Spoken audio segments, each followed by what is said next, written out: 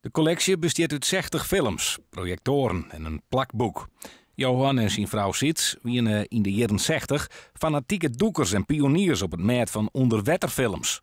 Ja, hij had dan een soort film in Akkerum zelf. Evenementen die daar waren, het dorp.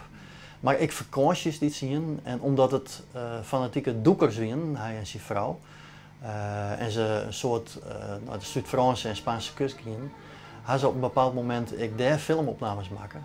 Ja, mijn huid weer heel creatief. Die wil geen derde dingen baas. Alles weer wat hem leuk leek, wat zijn hobby's waren.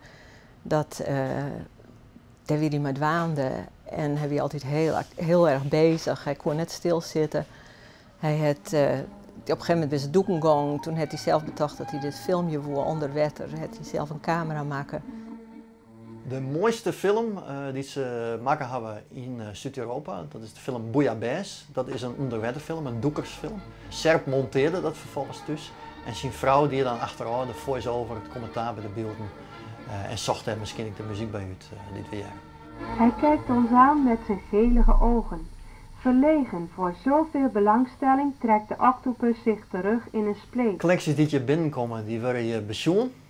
Trouwens, mooiwerkers van het Fries Filmarchief. En het mooiste pad ervan ben we op het heden aan digitaliseren in een hele goede kwaliteit. Voor een jaar hebben we dan de filmpjes digitaal beschikbaar en plaatsen we ze online voor het rustenpad.